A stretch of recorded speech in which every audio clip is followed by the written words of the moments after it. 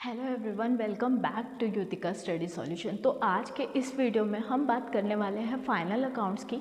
Final accounts बहुत ही major important topic है। अगर आप सीएसटी पढ़ रहे हैं, आईसीएससी का एग्ज़ाम देने वाले हैं, कुछ ही दिनों में ये एग्ज़ाम है, तो 10 मार्क्स में ये फाइनल अकाउंट्स आपसे पूछे जाएंगे। अगर आप फाइनेंशियल अकाउंटिंग सीख रहे हैं तो भी ये क्वेश्चंस पक्का आते हैं। तो आज के इस वीडियो हम बेसिक एक प्लेटफॉर्म बनाएंगे कि क्या एक्चुअली आपके पास फाइनल अकाउंट्स में चीज़ें हैं, और विद परफॉर्मा। जैसे कि आप देख सकते हैं, मैंने बोर्ड में रेडी किया है trading account, profit and loss account and balance sheet के परफॉर्मा। मैं समझाऊंगी आपको कि आपको इनको कैसे समझना है और इनको कैसे याद करना है। So let's start the video without wasting any time. सबसे पहले हम बात करने वाले हैं कि फ़ाइनल अकाउंट्स होते क्या हैं। तो फाइनल अकाउंट्स अगर आप बात करें तो फाइनल अकाउंट्स, जैसा कि नाम है फाइनल मतलब at the end of the year बनाते हैं हम इसको। और इसमें हम 3 चीज़ों का ध्यान रखते हैं कि फाइनल अकाउंट्स हमारे पास जो होते हैं वो 3 कैटेगरीज में डिवाइड होते हैं। सबसे पहला है ट्रेडिंग अकाउंट, सेकेंड है profit and loss account, and third at the last जो हम बनाते हैं वो है बैलेंस शीट। फाइनल अकाउंट्स 2 तरीके से बना सकते हैं आप। ये क्या होता है कि जैसे कुछ बुक्स में कैलेंडर ईयर फॉलो करते हैं और कुछ बुक्स में अकाउंटिंग पीरियड फॉलो करते हैं।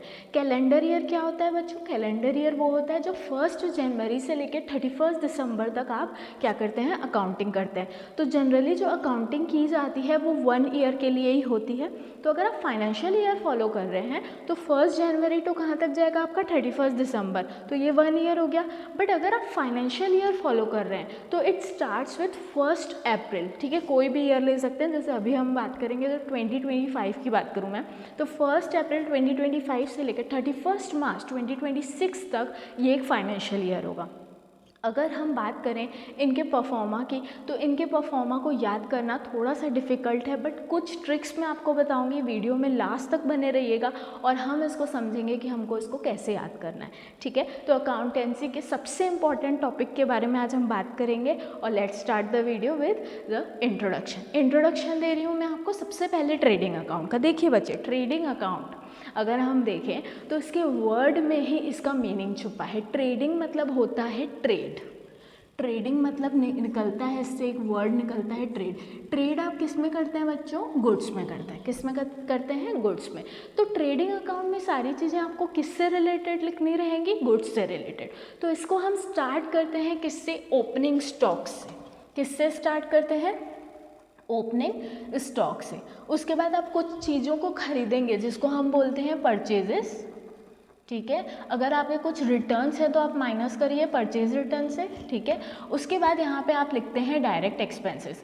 डायरेक्ट एक्सपेंसेस याद करने के लिए आपको ये चीज़ें समझनी पड़ेंगी कि डायरेक्ट एक्सपेंसेस जो होते हैं वो क्या होते हैं। तो डायरेक्ट एक्सपेंसेस वो एक्सपेंसेस होते हैं जो डायरेक्टली गुड्स पे लगते हैं, ठीक है? जो डायरेक्टली गुड्स पे लगते हैं। एग्जाम्पल दे रही हूँ, wages, octroi, fuel and power, ठीक है? अगर कैरियज इनवर्ड है तो भी आएगा, ठीक है? तो इस तरीके से जो चीज़ें आएंगी वो डायरेक्ट एक्सपेंसेस कहाँ आते हैं? डेबिट साइड आते हैं। अब देखिए डेबिट, ठीक है? यहाँ पे 2 साइड मैंने किए हैं बच्चों ट्रेडिंग अकाउंट के, देखो डेबिट एंड क्रेडिट। तो डेबिट साइड में आप लिखोगे सबसे पहले यहाँ पे देखो ऊपर आपको क्या लिखना था? पर्टिकुलर्स, और फिर यहाँ लिखते हैं अमाउंट। तो ये बहुत बेसिक है, इसीलिए मैं इस पर एक्सप्लेनेशन दे रही हूँ। आपको पता है कि अकाउंट में हम 8 कॉलम बनाते हैं, पर जब हम ऐसे अकाउंट्स बनाए जैसे कि trading account, profit and loss, तो हम बेसिकली 4 कॉलम बनाते हैं। पर्टिकुलर्स अमाउंट डेबिट साइड का, पर्टिकुलर्स अमाउंट क्रेडिट साइड का। तो पर्टिकुलर्स में मैंने क्या क्या लिखा? सबसे पहले आपके पास जो सामान पहले है 1 डेट पे ईयर के, ठीक है, वो आ जाएगा ओपनिंग स्टॉक। उसके बाद नेक्स्ट आ जाएगा परचेज, आपने कौन से सामान खरीदे, ठीक है? उसके बाद कुछ डायरेक्ट एक्सपेंसेस आ जाएंगे। उसके बाद आपने जो भी सेल किया वो कहाँ लिखेंगे आप? क्रेडिट साइड में। तो बाय सेल्स लिखेंगे, सेल्स रिटर्न को माइनस करेंगे, यहाँ पे अमाउंट आएगी। उसके बाद ये वाली जो अमाउंट आएगी वो कैसे आप लिख सकते हैं? ऐसे, और यहाँ पे आप लिखेंगे क्लोजिंग स्टॉक। तो जो भी आज हम समझ रहे हैं बच्चों वो समझ रहे हैं विदाउट एडजस्टमेंट। ये जो टॉपिक्स मैं बता रही हूँ ये विदाउट एडजस्टमेंट है। ये हमने आज फर्स्ट लेक्चर चालू किया फाइनल अकाउंट्स का, फिर विद एडजस्टमेंट में सेकेंड लेक्चर में आपको समझाने की कोशिश करूँगी। तो first trading account is complete. अगर इतनी सारी चीज़ें आपने लिख दी हैं, तो आपके पास एक टोटल अमाउंट आएगी।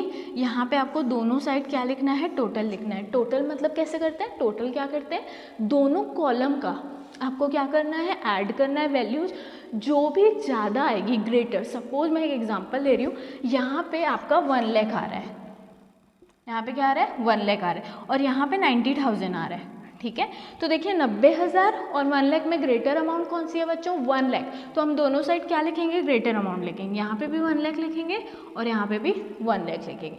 उसके बाद 90,000 इस साइड आ रहा है डेबिट साइड, तो हम क्या करेंगे, 1 लाख को माइनस कर देंगे 90,000 से, तो आपका जो 10,000 आएगा बच्चों, वो आएगा ग्रॉस प्रॉफिट, जो हम यहाँ पे लिखेंगे।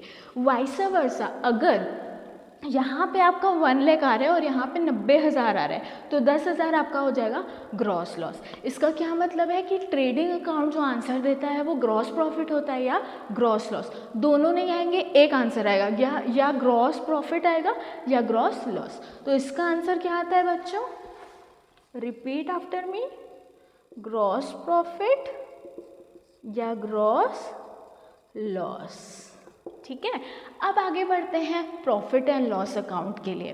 प्रॉफिट एंड लॉस अकाउंट को हम नॉमिनल अकाउंट से कंसिडर करते हैं। नॉमिनल अकाउंट मतलब होता है debit all expenses and losses, credit all incomes and gains. अगर आप इसके हेड को समझोगे प्रॉफिट एंड लॉस अकाउंट, तो ये जब लिखेंगे ना हम, तो ये रिवर्स जाएगा। कैसे रिवर्स जाएगा, जैसे यहाँ पे भी पर्टिकुलर अमाउंट लिख देती हूँ मैं, ओके, ठीक है। यहाँ पे मैंने क्या लिखा, डेबिट, और यहाँ पे मैंने क्या लिखा, क्रेडिट। तो देखिए डेबिट साइड मुझे क्या लिखना पड़ेगा, पूरे लॉसेस। तो मैं बच्चों को ऑफलाइन क्लासेस में इसको एक ऐसे समझाती हूँ कि डेबिट मतलब किससे आ रहा है, डी से आ रहा है, ठीक है। तो डी मतलब होता है दुख, ठीक है। कोई भी ऐसी चीज़ जो हमें दुख दे रही है, क्या आपको दुख देगा, अगर आप एक्सपेंसेस करोगे तो आपको दुख देगा। वो जो चीज़ें हैं, जब आप एक्सपेंस करते हो, खर्चा करते हो बिजनेस में, तो वो दुख देती हैं, आपके पैसे जा रहे हैं, तो जो दुख देता है वो कहाँ आता है, डेबिट में। और जो सुख देता है, मतलब अब आपको कुछ भी रिसीव हुआ या कोई भी प्रॉफिट होगी, वो कहाँ आएगा, क्रेडिट साइड। तो आप इसको दुख सुख अकाउंट से भी याद कर सकते हो इन अ फनीर वे। जब आप चीज़ों को याद करते हो ना बच्चों, तो वो आपको ज़्यादा देर तक याद रहती हैं, ठीक है। तो ये ट्रिक मैं बच्चों को बोलती हूँ हमेशा। तो प्रॉफिट एंड लॉस में डेबिट में आप क्या लिखोगे, जो चीज़ें आपको दुखी करें। क्या क्या दुखी करेगा, देखो, अगर आप एम्प्लॉयज़ को सैलरी दे रहे हो तो दुखी हो जाओगे। अगर आपको रेंट पे करना पड़ रहा है तो आप दुखी हो जाओगे। अगर आपको डिस्काउंट देना पड़ रहा है तो भी आप दुखी हो जाओगे, ठीक है। डेप्रिसिएशन लग रहा है आपके एसेट्स पे तो भी आपको दुख लगेगा, ठीक है। अगर आपको कोई पैसे नहीं दे रहा तो भी वो दुख की बात है। तो ये सब दुखी करने वाली चीज़ों को कहाँ लिखना है हमको, डेबिट साइड। अब इन एक्सपेंसेस को हम क्या बोलते हैं, जो प्रॉफिट एंड लॉस में अपीयर होते हैं, इनको हम बोलते हैं इनडायरेक्ट एक्सपेंसेस। क्या बोलते हैं, इनडायरेक्ट एक्सपेंसेस। ये इनडायरेक्ट एक्सपेंसेस है, और डायरेक्ट एक्सपेंसेस किस में आते हैं, ट्रेडिंग अकाउंट में आते हैं। तो डायरेक्ट एक्सपेंसेस की अगर आपको लिस्ट चाहिए तो मुझे बता दीजिएगा, मैं एक शॉर्ट्स के माध्यम से डायरेक्ट एक्सपेंसेस की आपको लिस्ट दे दूँगी। आप डायरेक्ट एक्सपेंसेस को अगर याद कर लेते हैं, बिकॉज वो 10 से 12 ही हैं, ज़्यादा नहीं है, तो अगर आप ये याद कर लेते हैं तो जो बाय डिफ़ॉल्ट जो बचे वो कहाँ आएंगे बच्चों, प्रॉफिट एंड लॉस में। अब देखिए मैंने यहाँ पे एक चीज़ मिस कर दी, ठीक है। क्या मिस कर दी, अगर आपको समझ में आया तो वीडियो को पॉज कीजिए और कमेंट करके बताइए कि मैंने क्या मिस किया। ये मैंने मिस किया कि बच्चा जो भी ग्रॉस प्रॉफिट या ग्रॉस लॉस आएगा उसको आप किस में ट्रांसफ़र करते हो, प्रॉफिट एंड लॉस अकाउंट में ट्रांसफ़र करते हो, ठीक है। तो यहाँ पे अगर आपका प्रॉफिट आ रहा है ना तो ग्रॉस प्रॉफिट लिख दो, ठीक है, और अगर लॉस आ रहा है तो यहाँ लिख दो, ठीक है। तो आप देखोगे ये रिवर्स जाएगा इसे, ठीक है। ग्रॉस प्रॉफिट आ रहा है ना तो डेबिट साइड आ रहा है, तो यहाँ पे क्या आ जाएगा, क्रेडिट साइड। उसके बाद यहाँ पे क्या क्या लिख सकती हूँ, अगर कमीशन मिल रही है तो बल्ले बल्ले है, मिल रहा है, पैसा मिल रहा है, सुख हो रहा है ना। सुख होता है कि नहीं, जब पैसा आपके हाथ में आता है, मम्मी पॉकेट मनी देती है तो आपको खुशी होती है, ठीक है। और वही पॉकेट मनी अगर ख़त्म हो जाती है तो क्या आता है, दुख होता है। तो अगर ये ट्रिक आपको अच्छी लगी तो सब्सक्राइब कीजिएगा और शेयर कीजिएगा अपने दोस्तों के साथ हमारा ये वीडियो, ताकि बहुत सारे बच्चों को ये सब समझने मिले। उसके बाद देखिए इंटरेस्ट अगर आपको रिसीव हो रहा है ना बच्चों, तो इस साइड आएगा, मतलब जो भी चीज़ें आपको मिल रही हैं, ठीक है, रिसीव हो रहा है वो इधर आएगा। बाय रेंट रिसीव्ड, ठीक है। तो जितनी भी पैसे रिसीव्ड टाइप का लिखा रहेगा वो कहाँ आएगा, क्रेडिट आएगा। अच्छा, ये सब करने के बाद आपके पास फिर 2 अमाउंट आएंगी, ठीक है। तो टोटल अमाउंट को आपको यहाँ लिखना है, जो छोटी अमाउंट होगी उसको कहीं नहीं लिखना है, सब्ट्रैक्ट करके या नेट प्रॉफिट आएगा बेटा, या क्या आएगा, नेट लॉस। तो देखो मैंने एस्ट्रिक्ट मार्क कर दिया इसको, ठीक है। एक्स्ट्रिक्ट मार्क क्यों किया, क्योंकि दोनों में से एक आएगा, या नेट प्रॉफिट आएगा या नेट लॉस आएगा, ठीक है। अगर नेट प्रॉफिट आता है तो बैलेंस शीट में फिर उसको कैरी फॉरवर्ड करिए। तो इस चीज़ को समझिए कि अगर फाइनल अकाउंट्स आप बना रहे हैं, ठीक है, और आपने ट्रेडिंग अकाउंट गलत कर दिया तो आपका automatically profit and loss account गलत हो जाएगा। क्यों गलत हो जाएगा, क्योंकि उसका ग्रॉस प्रॉफिट इधर ट्रांसफ़र करेंगे, नेट प्रॉफिट इधर ट्रांसफ़र करेंगे। इसका ये मतलब है कि पूरा क्वेश्चंस ठीक करने के लिए आपको ट्रेडिंग अकाउंट से ही क्वेश्चन को करेक्ट करना पड़ेगा, ठीक है। तो नेट प्रॉफिट, नेट लॉस, इसमें कोई डरने वाली बात नहीं है। जब आप बहुत प्रैक्टिस करते हो ना तो आपका आराम से क्वेश्चन पूरा सही बन जाता है।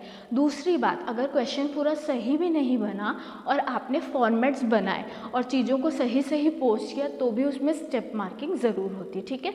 जो अभी CBSE का जो बोर्ड जो भी आपका जो चल रहा है उसमें स्टेप मार्किंग के अलग से एक हमारे पास लिस्ट है कि स्टेप मार्किंग के भी आपको मार्क्स देने हैं, ठीक है, टीचर्स को। तो net profit and net loss आएगा बच्चों इसमें। उसके बाद हम जाते हैं लास्ट बैलेंस शीट के ऊपर।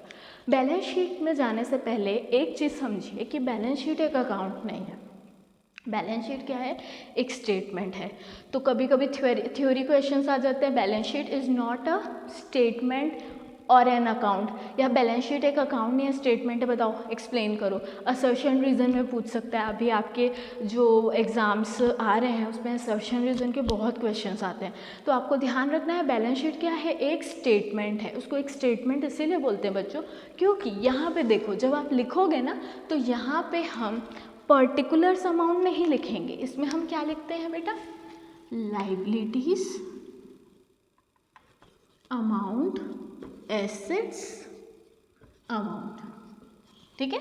Liabilities amount, assets amount. तो लाइबिलिटीज़ तो हम स्टार्ट कर रहे हैं सबसे पहले नेट प्रॉफिट। अगर हमारा नेट प्रॉफिट आया तो सबसे पहले देखो लाइबिलिटीज़ में बच्चों हमको हमेशा कैपिटल से चालू करना रहता है, ठीक है। कैपिटल हमने जो लगाया ये क्वेश्चन में दिया रहेगा आपको, प्लस अगर नेट प्रॉफिट है तो ऐड कर दो, अगर नेट लॉस है तो सब्ट्रैक्ट कर दो, दोनों में से एक ही होगा, ठीक है।